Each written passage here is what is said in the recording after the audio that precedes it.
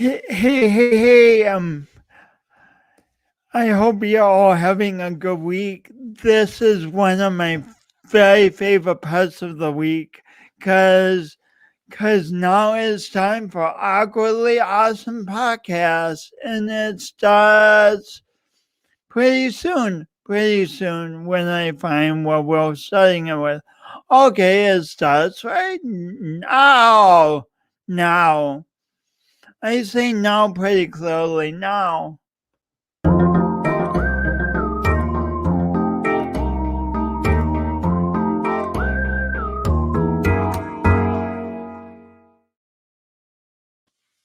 I am so pleased to have Rachel Fitzgerald on the show today.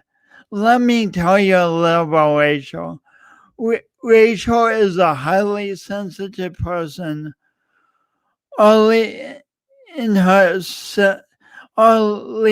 journey of sensitive evolution, she strives to recognize and shine her light no matter what, to soothe her soul, and to aid in her effort to make sense of the world and gain understanding of her place within it. Rachel has since early childhood turned to the natural rhythms of nature in its broad spectrum of beauty. One thing the bio doesn't mention is that Rachel is my aunt. Let me bring her on. Hey, welcome to the show, Rachel. Hey, Jason, thank you for having me. So, you're my aunt, but you look younger than me. What's the deal? What's your secret of aging gracefully? Well, the secret is to be born after my nephew was born. What? How did that work?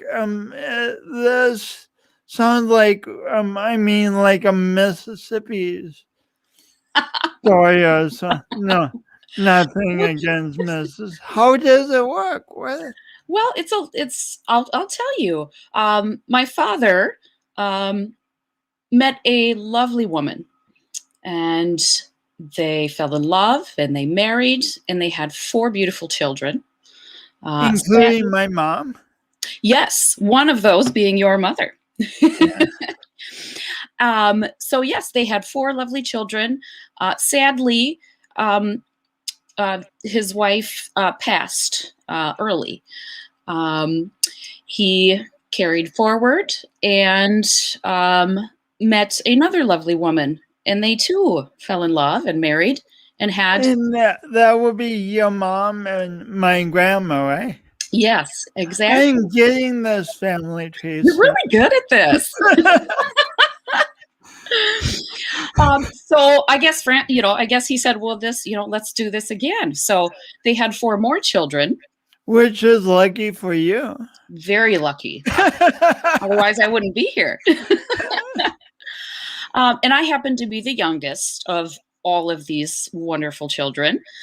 And I was also lucky enough to be born into aunthood, because you were born, your mother had you and father had you about a year and a half before I was born. So we have this unique relationship of sort of a cousin feeling because we're so close in age, but technically aunt and nephew. But cousin feeling, when you said a year and a half, does that mean like I'm older than you actually? You are my senior. Oh, wow. Older than I. Oh. So, you're older, you are wiser, and so naturally I look up to you. Well, thank you. Thank you for saying I'm old. No. We're all getting older every day, right? Yeah. So So we're talking today because we're family, but also be more than that because you have a fascinating story. You which you've told me, and you read this book like how many years ago did you read Elaine's book? That was about, I want to say about 7 years ago, maybe.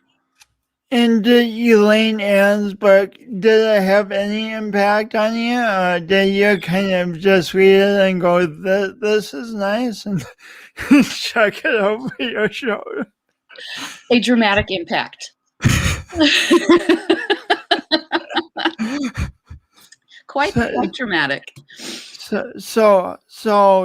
tell me about the book and why did it have an impact on you? Yeah. Well, the book was recommended to me, and it had such an impact on me. Well, the title struck me first of all. It the So it was about the highly sensitive person, and the byline was "How to Thrive in a World That Overwhelms You." And I said, "Oh, well, yes, I am often overwhelmed by the world." I said, "Oh, okay."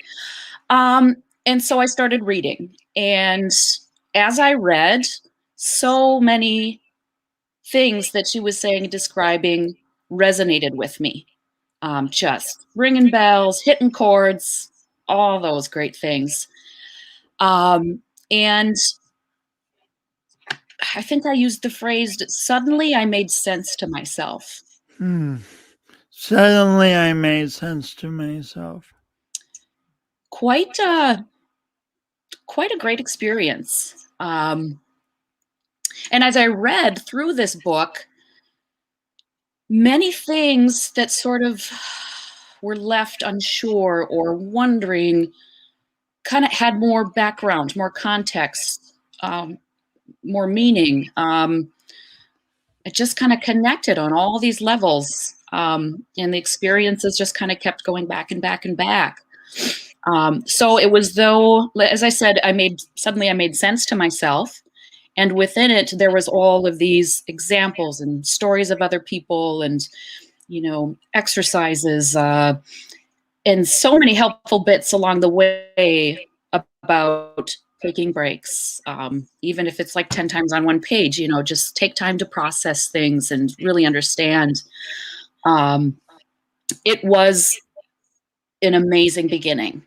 Um, there was a certain sort of unknown struggle that I had been carrying and working with, which suddenly, I don't know if it seemed like less of a struggle, but suddenly I felt as though I had more to work with. I had something to kind of hold on to and move forward boldly with.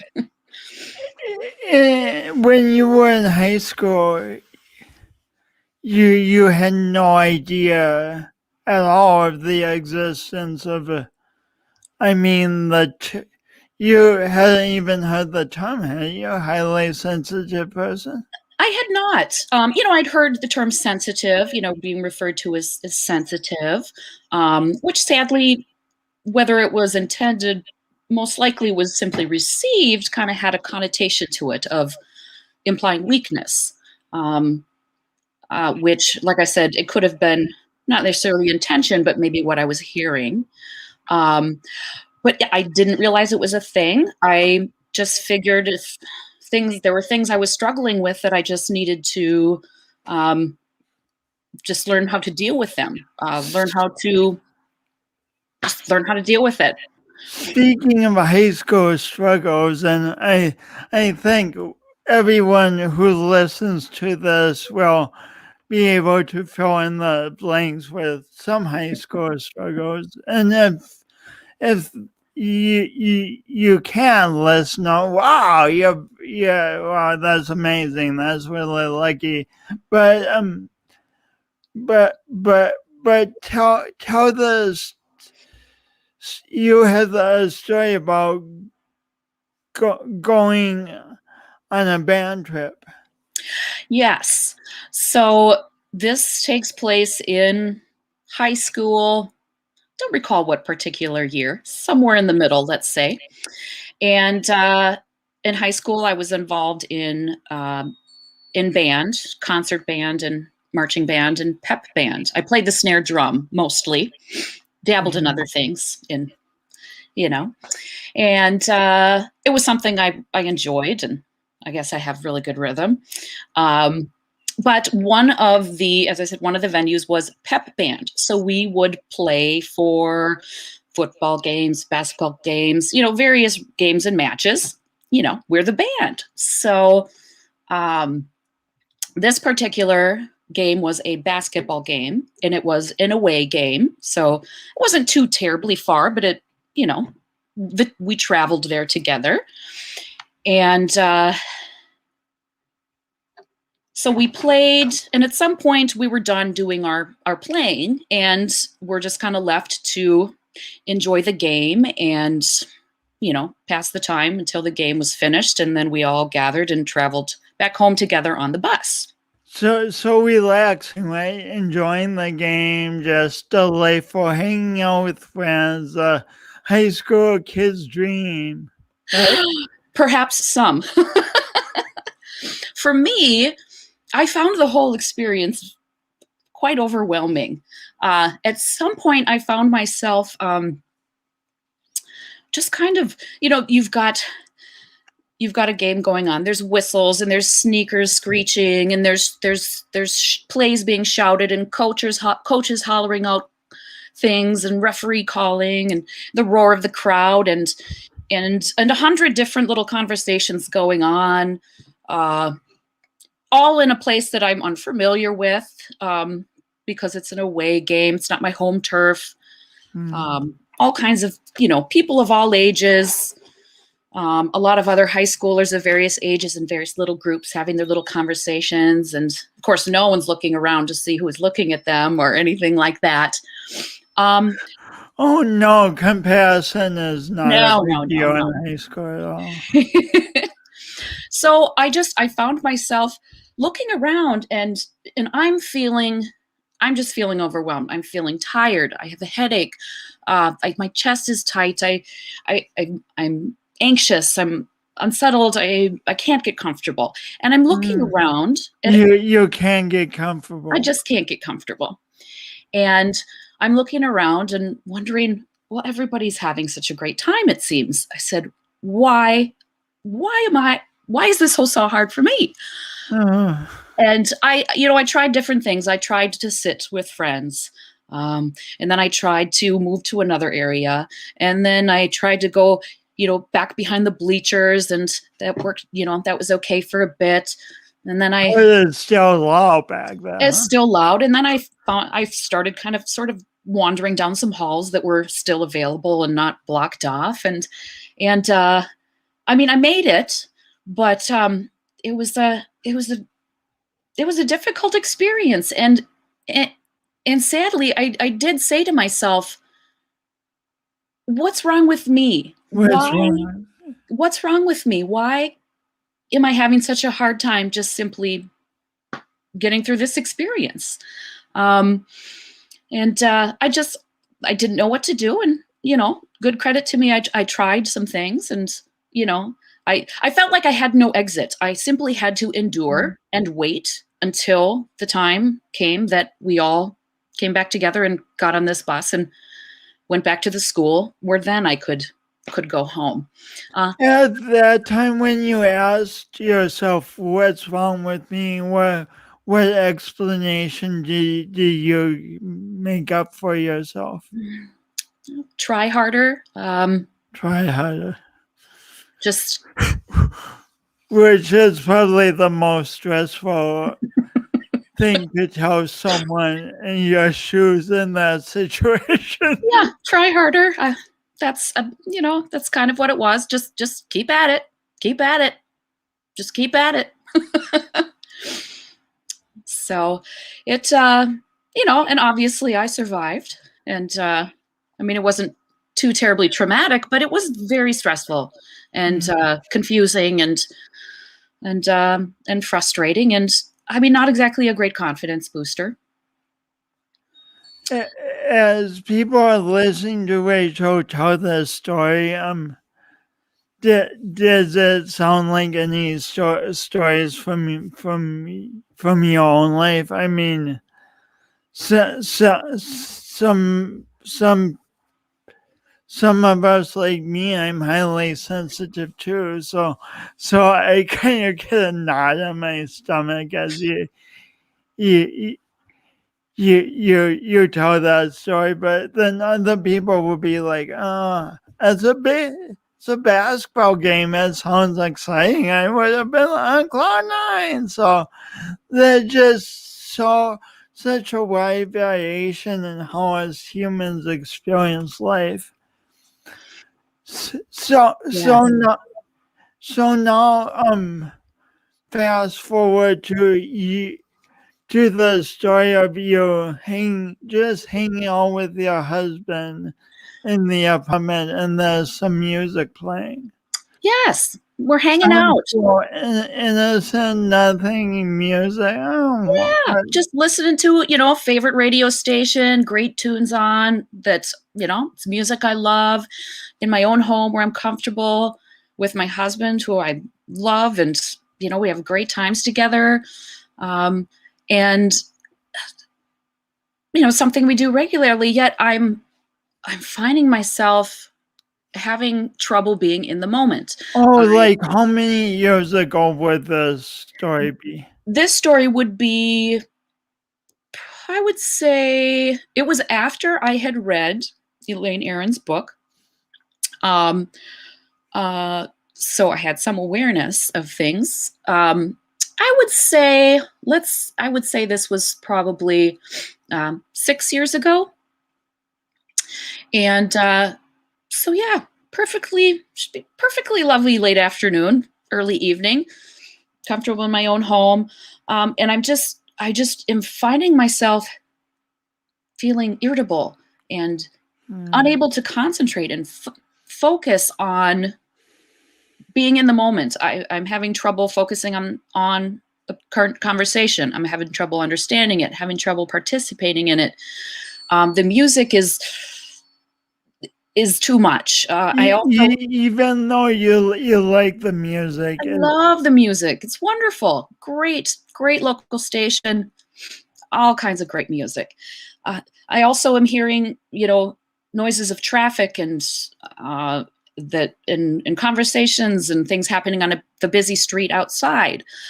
So I'm in this moment and I'm struggling. It's struggling to be in it. And I'm thinking, why can't I do this? Why am I having so much trouble having a conversation in my own home with my loving husband, listening to music that I normally enjoy? And meanwhile, he's kind of wondering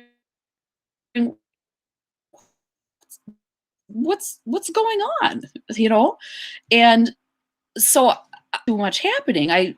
I'm trying to, I'm not that I'm trying to focus on all these things at once, but they are all demanding my attention. And I thankfully learned a trick to just immediately help this situation, and that is closing my eyes. I immediately took away one level of sensory input, which helped me to kind of calm down a little bit and be more in the moment. And then just also realize what was happening. And it's so I'm realizing it. And also, I've got this inner critic. So why can't I do this? Like, everything just seems right here. Why am I having such a hard time? It's just simply that there was just too much happening and there was things I could adjust. One, perhaps I didn't take 10, 15, 30 minutes in between the portions of my day. I hadn't had a particularly full or busy or eventful day earlier. However, I had a day and there was that portion to process. So one, I'm like, well, even though it doesn't seem groundbreaking, a day still requires processing. And then I realized that what can I adjust in this situation? One was the closing of my eyes to take away a bit of stimulus. Another was, I love this music. However, the songs changed every 3 to 6 minutes. And for some people, they may think, well, that sounds fun. For me, it was overwhelming. And also, there's words. There's beautiful music and there's beautiful words, but those words were demanding my attention. And they were pulling away from the conversation. So, so the music is demanding your attention, and part of you wants to give it your complete attention. It absolutely, it's like this urge. I felt unable to tune it out. And in this moment, I'm like I said, I'm feeling, why can't I do this? I feel like I need to run away to a quiet room. But that was the extreme escape version. I said, no, I don't need to do that. I can adjust some things. Let's turn down the music, or perhaps change to instrumental. And then also I'll close my eyes and also explaining that to my husband, like, I'm going to close my eyes so that I'm more able to be in this moment and enjoy it better and participate more. So, if you don't explain something, well, what do you got your eyes closed for? What's happening? So I actually feel quite proud at being able to identify what was happening, use some skills that I was learning, and also communicate, not just,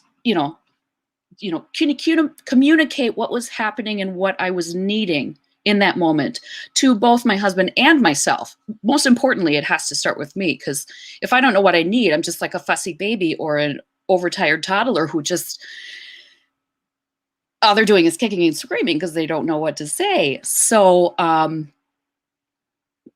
all of these things in the situation, and instead of just throwing it all away and running out of it, I was able to adjust and communicate and work through it. And that was victorious.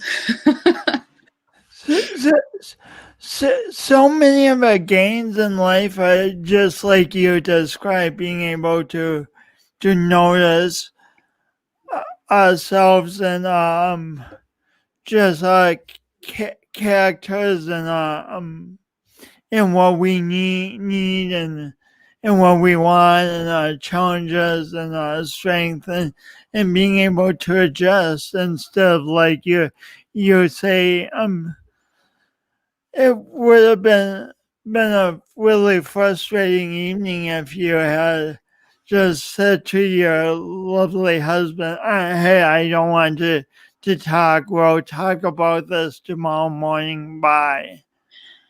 Well, yeah, that that could have happened, and I think that could have made the whole conversation even bigger. Like, what? So. And he's like, what is it? He would be like, is it me? Is that a problem? What's happened? Yeah, I'm going to And adjust would the lighting here. escalate and become more intense where you wanted it to become calmer. Yes, and you identifying needs and then being able to kind of go forward with what is needed, and also learning that, so in future times, I come home from my work day or whatever the day has been, and I'm very excited to be home, and I'm very excited to listen to, have our evening and talk and get together. But I can't be so excited that I forget to give myself some time. That was, it's like, okay, going before I even get into this situation, which, I mean, it really doesn't seem like a situation because you're just in your own home hanging out with your husband. However, before I settled in, I need to make sure I give myself the proper time to process the day I had, however uneventful it may have been. And thus I'm setting myself up, to be ready for what's next. So another another important part of that. Rather than just rushing in because it's so exciting. It's like, ooh, I'm looking forward to this. Okay, am I ready? Do I have everything I need? And sometimes that's simply quiet time and a glass of water and a snack. Other times it may be more. But, rather just kind of like careening through my days, pausing, taking an inventory, and moving forward. Almost taking a pause proactively instead of reacting when things get so intense. Yeah, absolutely. Sort of like, you want to kind of fill your fuel tank back up before you're running on fumes and out in the middle of nowhere, kind of, Yeah. something kind of like that. Yeah, that's a vivid image. Yeah. Being out in the yeah. And I continue, it wasn't just solved that one day. I continue to have to self-monitor and pause throughout the days, and work in progress. It's always a work in progress. So requiring maintenance and growth, and but lessons learned and revelations, honestly. So often I think we as a culture like to think, well, I'm going to have this revelation and then life will be on a whole different plane and I'll never have to worry about the stuff and never have to practice anymore. And that's really not quite how it goes. Yeah. And, I learned something, after and in the process of, reading that book and many other important pieces. And early in the journey, I learned that, like a lot of times you think of these groundbreaking changes, kind of like you just talked, it's just groundbreaking. And like you said, it's going to change everything. I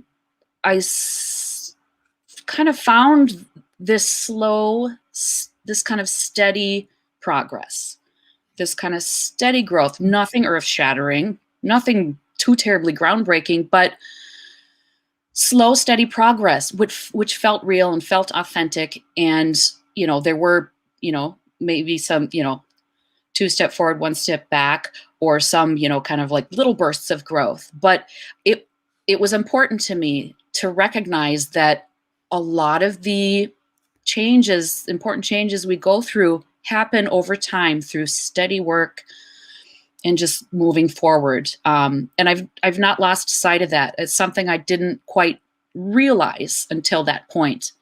And I've carried that through. You coined the great term gentle steadiness when we talked last week. That's so beautiful. Yeah. It's and it is important to be gentle. I mean, as a everyone ought to be gentle, but with high sensitivity, that gentleness is important. And often our inner critics are not gentle with us. So it's important that we be gentle, and maybe we can, some of that rubs off on our inner critic. Maybe we can change that voice a little bit. Yeah. Maybe not. I don't know. Yeah, making our inner critics more, or helping them be more gentle is definitely a worthy cause, I think. Yes. So even though we're not going in chronological order, I wanted you to tell that last story because it really illustrates how sensitive you are and how that can affect how you affect your evening and how you feel. But now, and I almost cringe saying it because that sounds like such an opposite type of environment. But tell about where you worked for 7 years. Yes, for 7 years I worked in a library. Quite the opposite. I worked in your library. In a bookstore. A very busy, very successful, very busy bar and restaurant in the middle of the campus of a major metropolitan university. And I worked there for 7 years. And I mean, I always knew, I kind of sort of felt it all anew when we spoke in preparation for this. Yeah, for 7 years I worked there.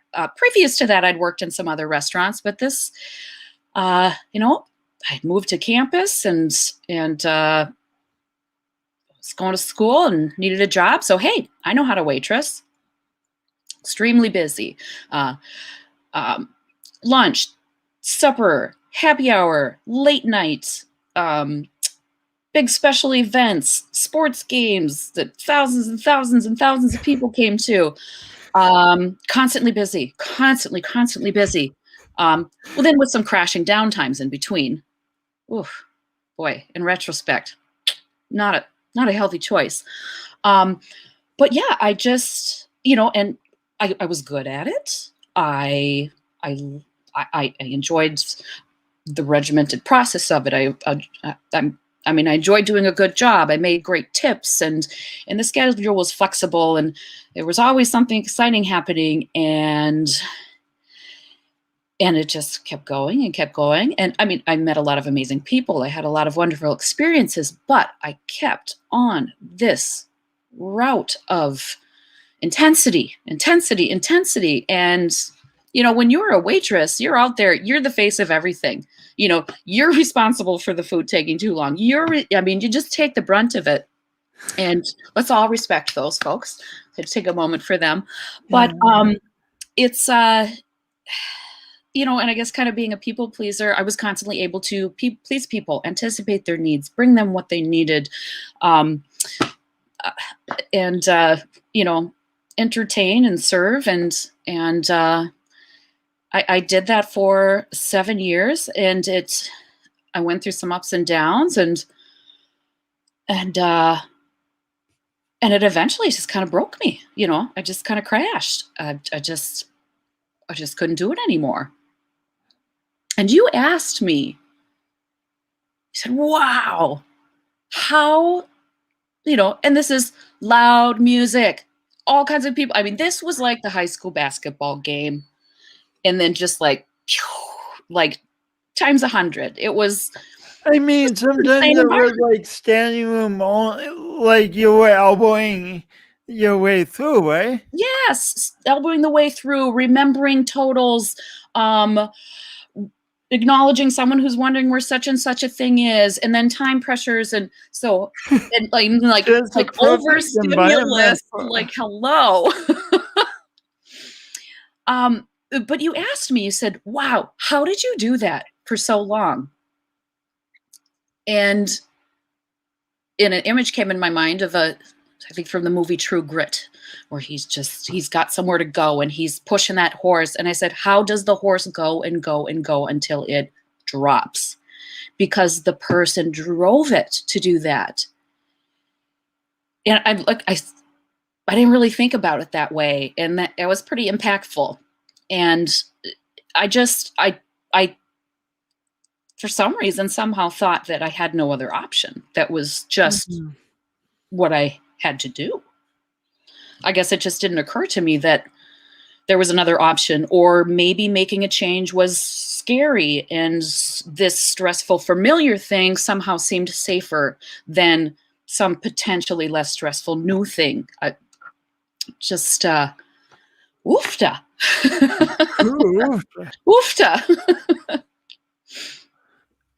So a lot of people get in situations that don't quite fit them right, and keep going in them for any number of reasons, even though they're more and more painful and more exhausting. Mm-hmm. What going through the 7-year experience, what would you say to people who are in that boat right now? I would say, one, hang in there. Two, also don't be afraid to make a decision for yourself. And I say that because for me, it's as though I was always thinking about others, you know. Mm, If there was like maybe there was a day where I just felt like I couldn't do it. It's like, well, I don't have the flu. I can't call in sick. I have to mm, go. Or mm, um or you know, I always somehow felt like I was letting people down. That I, you know, and honestly, it's like the place would survive without me. I mean, you know, I felt as though I was like letting down some obligations, or I mean, and it was always about, you know, other people mm, and the place, and I always somehow felt, you know, considered myself last. mm, And um you know, maybe that's like misunderstanding virtue or something. I'm not sure how that all came about, but I just realized that I was always, you know, thinking of others and wasn't focusing on really what do I need. And I came up with a phrase. A lot of times it reminds myself. Uh, I've mentioned to you before, I'm a bit addicted to analogies, which are helpful for me.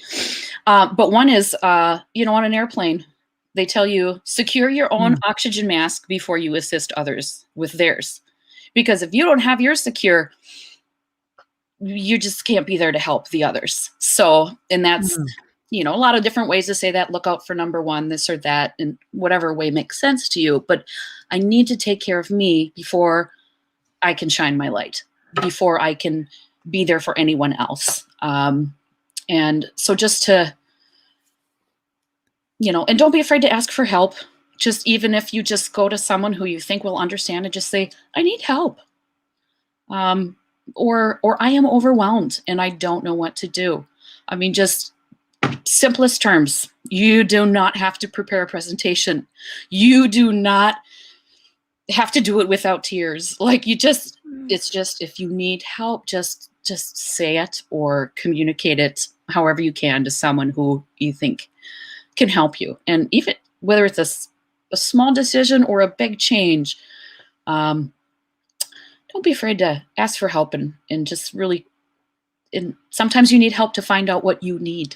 Like you don't, if it's like all the answers are within us, but we can't always recognize them. mm. And patience, be patient, be gentle with yourself. And this is something I say, and you know, those who love me, and especially my supportive husband, says, just don't be too hard on yourself. You Mm. know, it's just don't be too hard on yourself. It's, that's so good because when we get hard on ourselves, we're also sensitive to that, so that like compounds Oh, it's this things. awful spiral, or a very awful ping pong game. I don't know. Like I said, analogy addiction is, yeah, Hmm. it has never turned out well for me to That be hard very on awful myself. ping pong game. I like that a lot. So Oh, so you said something will oh so many things, but one thing is that sometimes people know that they need a change, but they have no idea what to do. Like at a certain point, you have been working at that restaurant and you have been there so long, and you actually met your husband that way. I did. Yes. Yep. So how do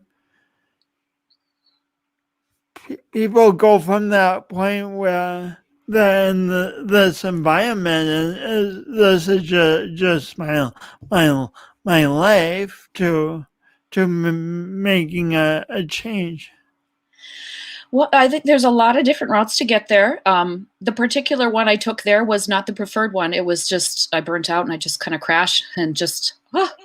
Um, so preferably not that way, but if that happens, that's okay. You can move forward from that. Um, yeah, I think it begins with talking to want kind of checking in with yourself, maybe do some journaling, maybe Oh, revisit some previous goals or dreams or thoughts. Talk to those that know and love you, your friends, your mm, mm, family. mm. Um, some of perhaps there's coworkers. Perhaps I could have had some productive conversations with other coworkers, because I made great friends that also had struggles and also had successes, and moved forward to other things. Um, and so there's a lot of resources, and sometimes we need someone who's not personally and emotionally invested in us to help us kind of sort things out. A Yeah, professional counselor, yeah. therapist, coach, to sort of listen to us, ask thoughtful questions, give us a space to talk, and then use their professional skills. I think you know a little something about this as a coach, to kind of present them in a way and just kind of help us make sense of it. And then once again, ask thoughtful questions, give advice when asked for. Um, so really a variety. And then sometimes you just need a break. You know, a little vacation or a sabbatical, or maybe you're just not Mm, sure what kind of mm, change you want to make, but you need a little time to step away to think about what might be next. mm, So just mm, try not to let the fear of the unknown or the new hold you back from moving forward or exploring other options. And nothing's ever the end of the world. Nothing's ever the end of the Yeah, world. I heard. Sometimes that's what it feels like. Yeah, oh my gosh. Someone shared with me a graph. They were going through an intense period of change and all kinds of things in their life, and after having gotten through it, they showed me a graph of, like, this is what it felt like, and the whole graph was practically filled with, like, the end of the world, and then this is what it actually was, and it was like a challenging problem that required solving, and it was a much smaller slice of the pie. Um, This is so brilliant. the feelings are real and they're valid, but they don't necessarily represent, like, the full picture of what's actually happening. And just, sometimes you're right in it and you're just like, okay, I need to feel these, but then I need to kind of get back from them and sort of look at them and in the process them, because if you aren't able to process them, they're Oh, just hanging out back there and they're not going anywhere, and you don't know what oh, they're doing when you're not paying attention to them. So oh. sometimes they roar up And and just bite you. things can just hang out, can't they? Hang out, fester, form Uh, gangs. uh, Oh, and sometimes there's the right time to think about things and process things. There's a great song heard the other night, as the lyrics were, "It's not the end of the world, it's just the middle of the night." It's mm. like, Oh my it's gosh. not the end of the world, it's just the middle of the night. And Oh, my husband heard them first and he said it out loud, and I was like, wow, that's amazing. I'm going to remember that one when it's the middle of the night and I'm stressing about something. And then I'm like, okay, let's breathe. Tomorrow, the sun will rise again. Hopefully in the east. It has every day so far. So, mhm. And uh, as living in North Country, so it's January now, but spring is coming. April yeah, it always will does. come. It God, it always feels does. like forever sometimes, but Ugh. it knows. That promise of spring just, oh, you might be in the middle of a blizzard and the lights are out and there's ice cover and everything, but by God, spring will come. It Mm, will. mm, And try to cultivate that little spring in your heart. mm. Yeah. So what? As we wrap up, what 2 or 3 things would you like to leave people with? Oh, just reminding that, we're all works in progress. We always are. Just Mm, we're continual works in progress. And also, just hold on to that gentleness and being patient with yourself, which goes along with the don't be too hard on yourself. And with that, celebrate the tiniest of victories, because the tiniest of victories, all those drops in the bucket add up to a great big old bucket of goodness. Wonderful, beautiful. And one more thing. I want to ask you about what doing your imperfect best means to you, but please talk about it. You were in a painting class one time, and Oh, yes. It's a lesson that another sort of revelation lesson I've carried with me. I was in a drawing for design class, and we were, for this particular lesson, there was a just simple office chair in the middle of the room, and we were to just sketch the chair. Just a simple pencil sketch. And so I began, and I'm getting it's a big blank sheet of paper. So I get my lines on, and I'm starting, and I'm like losing my measurements. I'm like, oh, that's not quite right. And I just got this urge to erase. And it's like, no, there's no erasing in this class. We're sketching. So the teacher said that? Yeah, it's just, there's no erasing. Just, you don't like a line, adjust it, And so, start with light strokes. So, which one, that was a challenge because I always write hard. So start with light strokes. And so I'm sketching, and it's not quite right. The proportions aren't wrong. So I'm fighting this urge to erase. It's like, no, don't erase. So I draw the line a little bit higher, and I was like, okay, all right, that's a little, almost, all right, that's good. So I make that line a little darker, and I'm going through sketching, and I'm not getting everything right the first time, but I'm making adjustments. It's a sketch, it's a study, and you are studying this thing by drawing it. So I keep going, and it's like, oh, okay, whew, that was okay. That was fine. So I kept doing it more and making the adjustments. And by the end, and I've got down, and so I have really, bold lines of where I've determined, these proportions are proper. And so at the end, I have this sketch, this drawing, this study of this chair.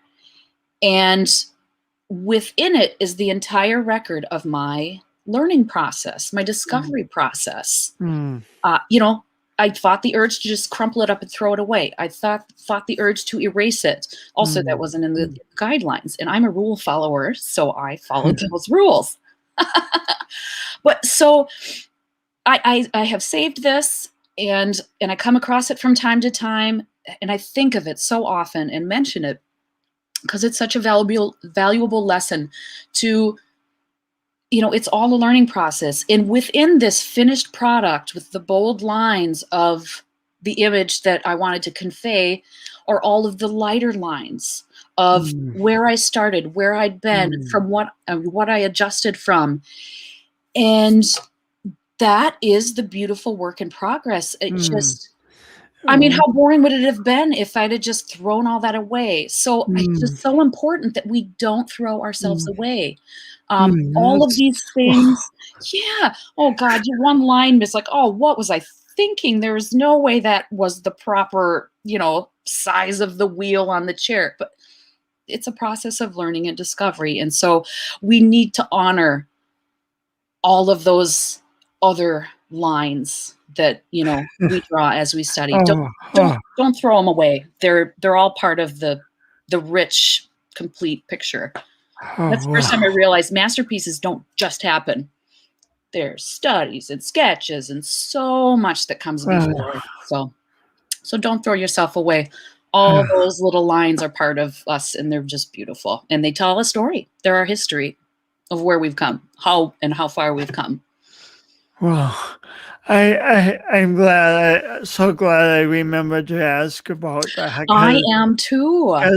That's wonderful how you tell that, and what a powerful lesson. Yeah, that's like I said, it's something that has always stuck with me, and it's a little nugget that I really like to share. And I always love to hear other folks' versions of a similar story. Yeah. Well, thanks so much, Rachel, Aunt Rachel. Thank my you, aunt, nephew Jason. who is younger than me. What a gift. What a treasure. And speaking of gifts and treasure, thanks for giving us so much wisdom, and your stories are so powerful. Well, I appreciate the opportunity to share them and retell them, and in the retelling, I I learn more as I retell. I think that's an important. It's just an important part of the kind of the two way of telling and listening. It's The been two-way. it's valuable for me also. Awesome. Thank you. Thanks. Have a wonderful evening, and thanks everyone who tuned in. If you have a comment, obviously, please comment. So and have a great day until next week. Bye. And now the ending.